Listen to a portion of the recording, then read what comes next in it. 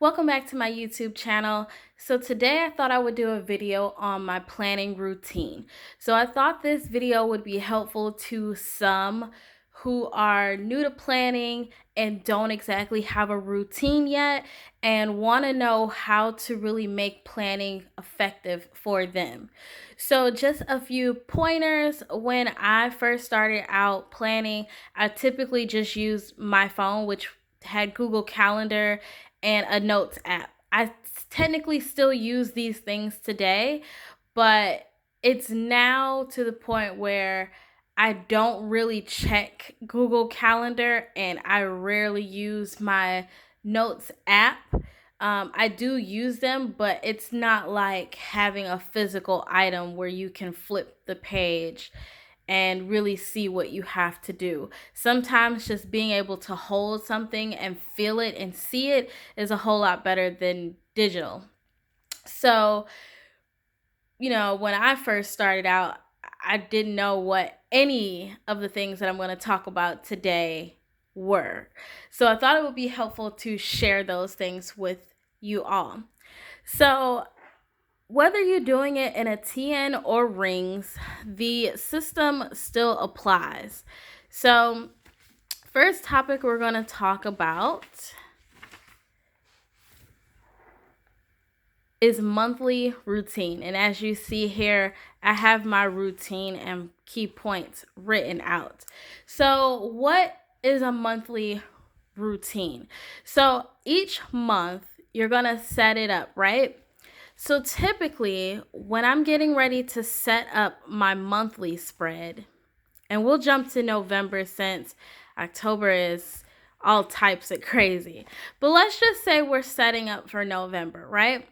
So we're going to set it up with all the numbers if you're using an undated version. And if you have a dated version, typically all of your dates are going to be in there. And if you're using like a pre-printed planner, sometimes they usually have like the holiday important dates also printed in there for you. If not, if you're using undated, you're going to go ahead and you're going to lay out everything that you know is happening that month. So offhand, you know that certain things come out on the 1st or certain things come out on the 15th, or maybe you're doing something on the 18th. And then your holidays are also on the 28th this year. And then those who celebrate Black Friday, it's the 29th, right after Thanksgiving. So you're technically going to put all of your scheduled appointments on the line. So you're just going to lay them out clear as day for all to see, right? So after you do this, now you have to figure out, well, my calendar looks, really full. How do I make these things work each week when I have other things going on? So then that's going to bring us to our set up all your weeks and tracking step of the routine. So after you do that, you want to set up what we consider like your weeks, your tracking, anything like that. Now, a lot of people do tracking, but there are some who don't do tracking. So you want to make sure that if you're tracking, you're holding yourself accountable for making sure that you're checking these things off, whether it be your moods or whether you want to track your weight, your water, whatever it is that you're tracking. Just make sure you hold yourself accountable for that and make sure that you check it each day. So now that we've established that you need to at least set up your tracking if you're going to do that, well, you still got to set up your week, right? So now like I've mentioned, if you're using a pre-dated planner, usually your weeks are already numbered for you. But if not, if you're using undated, and I'm using undated inserts in here, but if you're not using undated, then typically all you have to do is just fill in the blanks of what's going on the calendar. So what I usually do is on my calendar, I usually have like things written out for each day, gym this day, or date with honey this day, or something like that. I usually plug them in on the days of the week. So now I see where my time is on the week. And you can even break this down into numbers. So now you can see what you're actually doing that week from Monday through Sunday. And if you have a free day, you now can see it more clearly. It gives you a chance to kind of plug those things that you want to get done into those free days. And then things that you need to do outside of what you already have scheduled, you can also plug those into those days. Well, what do you do if you've put everything in the weekly, but you still have more tasks? So this is where your dailies are going to come into play. Now, this daily I just did today, so let's follow the one from yesterday. So yesterday I had a pretty busy day. It was my cleaning day, so I had a lot of stuff that I wanted to get done throughout the house. Set aside a day that you know for sure you want to get these things done. This is how you're going to make your time work more effectively for you when you're planning your monthlies and your weeklies. This is how you're going to be able to move fluently throughout your planning.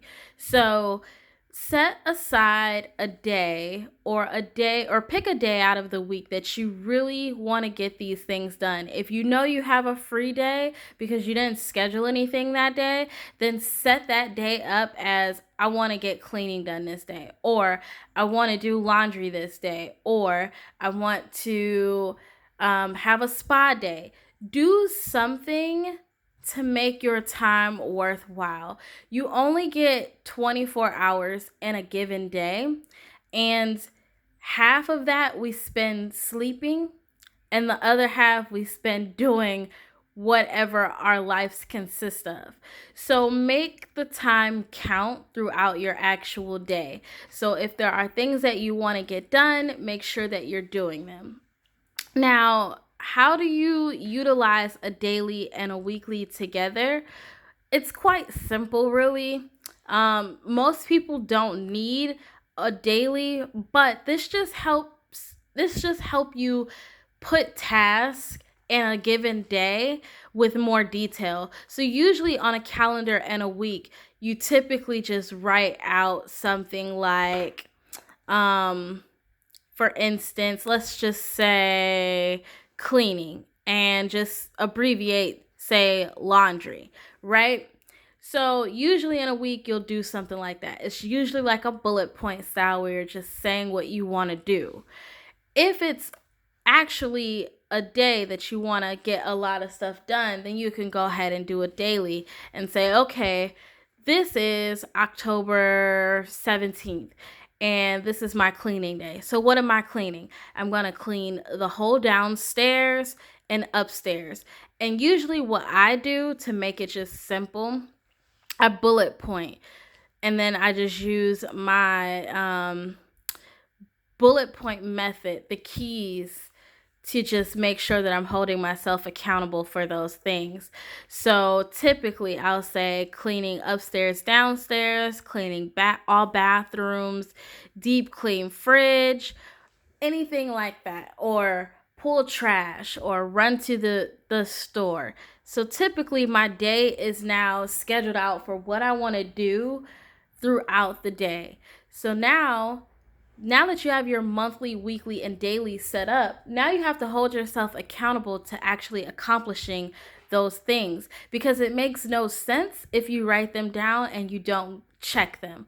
So as you're going through your day, make sure that you check off what you're doing so that you know that your tasks are getting done. And if you don't have time to sit down and check off what you're doing, try to get done the things that you can remember off the top of your head. A lot of times I do that.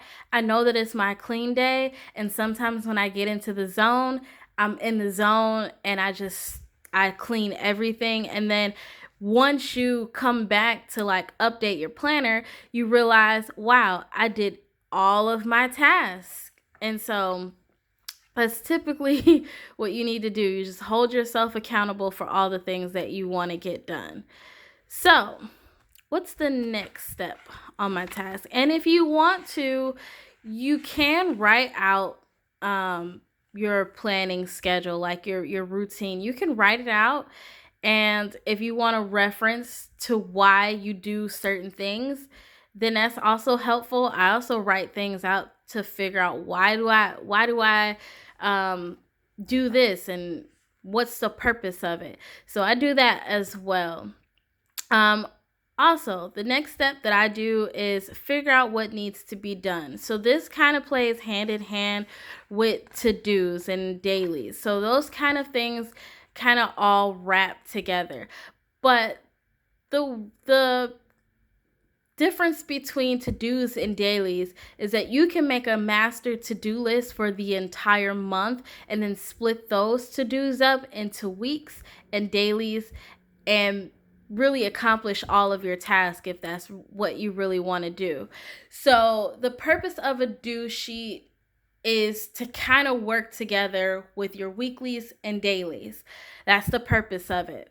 So usually what I do is I will do a brain dump of all of the things that I want to do. That's typically what this notebook here is.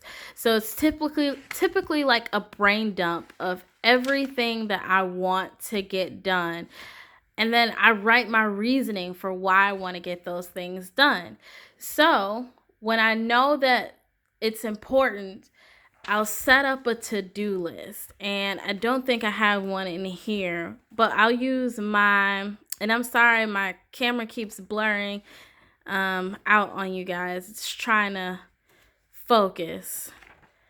Typically, let's just say this is a to-do. So hypothetically, let's just say I wrote all of this out for the month instead of this being a weekly. So typically what I do is I figure out everything that needs to be done that month. If it's a holiday month, typically around holiday season, there's a lot of cleaning, family may visit, there's a lot of cooking and preparation that needs to be done. So what you need to do is you need to sit down and really think about what you need to get done that month so that you are not getting burned out. The purpose of a schedule is so that you can lay out the things that you need to get done in I should say in a way that is consistent but not going to burn you out, I should say. Because I don't really know which word I was going to use. It kind of flew out of my mind, but you guys kind of get the gist. You want to utilize the time of your day appropriately so that you don't get burned out. Because what you don't want to do is write a to-do list as long as 3 pages and then try to get all of those things done in 2 days. You are going to be tired and you are going to be overwhelmed. So what you need to do is make a monthly to-do list of all the things that you want to get done throughout each week. And then you need to break those tasks down into days so that each day is being productive, if that makes sense. So that's typically what I use my to-dos for. And like I mentioned with to-dos, it goes hand in hand with dailies and weeklies. You just plug in what you need to get done on the days, and then if it's like a really busy day, then you just make out a to-do or a bullet list for that day and hold yourself accountable for getting those tasks done. So that is my planning routine. That is really all that I really had to share with you guys today. I don't really have anything else to update you guys on. I am getting a new pocket planner. I'm definitely still using my standard TN, but I'm getting a new pocket planner for just like one to keep downstairs. I don't know. Um, I don't want to carry this around with me. I might keep it in my purse as well with the Hobonichi's dupe because I don't really do planning in that. It's just like notes and stuff. So it doesn't sit on my desk. It literally sits in my bag. But sometimes I do need my calendar on me. And because I don't carry this because it is so big, I would like to have a calendar on me that I can use. I was gonna move into my pocket Filofax Domino Lux, but I just could not do the gaps on that binder because that was part of the reason why I hated using that planner and why I was so turned off. So I've actually ordered another Filofax, which should be here today. And once I kind of get that one set up, I'll do another video for you all. But once again, thank you so much for sitting in with me today. I hope the video was helpful to all of my new subscribers. Thank you so much for watching and joining as well. Thank you to all my current subscribers who are watching.